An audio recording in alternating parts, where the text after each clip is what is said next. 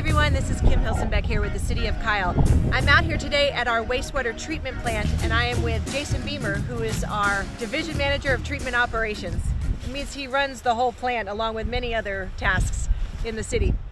Jason, good morning. Good morning, Kim. So I want to talk to you first about, tell us why we are expanding our wastewater treatment plant. What is the need for this? Well, there's a couple of reasons actually. So the first of which is we need to increase the amount of wastewater that we can treat on a day-by-day basis and during heavy rain events and so on and so forth. Right now we're utilizing around 2.5 million of our 3 million gallon capacity here at the plant. So this expansion will take us to 4.5 million in actual day-by-day average capacity. One of the other things that we want to accomplish with this expansion is to improve the effluent quality that we have here as well.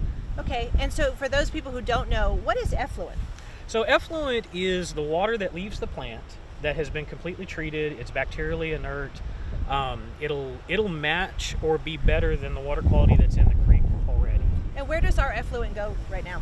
Well, everything flows into Plum Creek, and then Plum Creek ultimately makes its way down to the Guadalupe River and then ultimately to the Gulf Coast. Okay. And my understanding is we do testing routinely of the effluent that's coming out of the overflow over here to make sure that it's not causing any bacteria overflow in the creek. Is that correct? That's correct. We do testing every week for the normal parameters. We do some daily testing as well, dissolved oxygen, chlorine residuals, so on and so forth. We do bacteriological testing at least once a week, sometimes twice, depending on how the plant's been running or if we've got peak flows going on or stuff like that.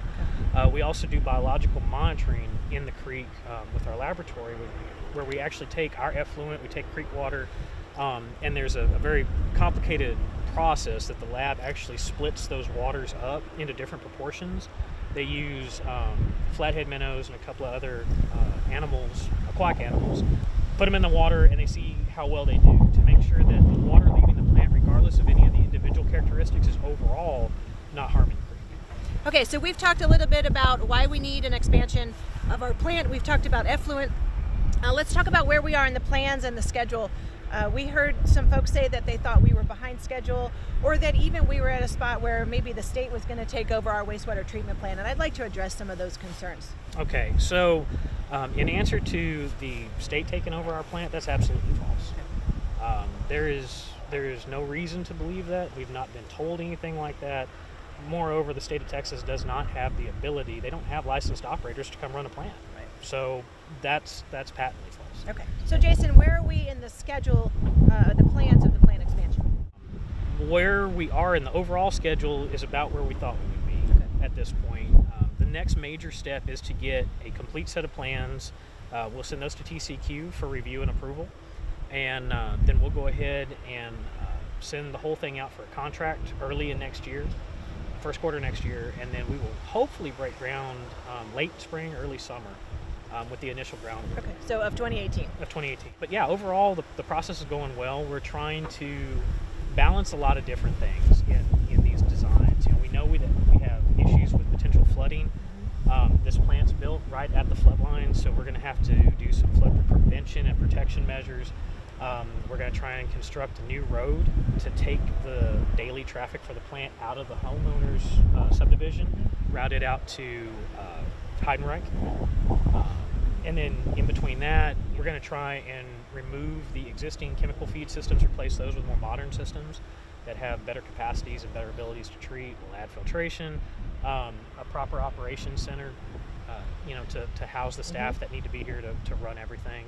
We'll also be adding telemetry monitoring.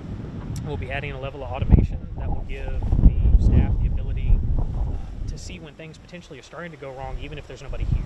And where's the money coming for the plant expansion? How are we paying for this? Well, so one of the main ways that we pay for it is money out of the utility fund, and that's generally funded by things like impact fees and that sort of stuff.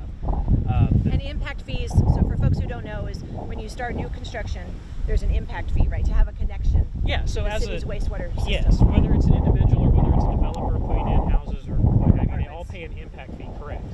Okay. It's for every water meter, every wastewater meter. And so the monies that have been collected that are related to wastewater will be used to help fund this. Okay. We've also gotten a grant for some low impact development structures for the control center. So that grant's over, or quite nearly $200,000, slightly over. Wow. So yeah, we're really pleased about that. And that'll be for a welcome building, right? A building where people can actually come in and... It'll be for the offices, document retention, a small process lab, the operations center. So yeah, but we will also do public education there. Yeah. My understanding is we could also have, for example, classes come out, have a little tour That's for right. Elementary or middle or high school students right. to see how things work out here. Okay, so I think we've covered all of the major issues, and we wanted people to understand where things are in the process of the plant expansion and how we're paying for it and what the need is for it. So Jason, I want to thank you for your time, for Thanks, coming Kim. out this morning, and we'll check in soon, everybody. Thanks. Thank you.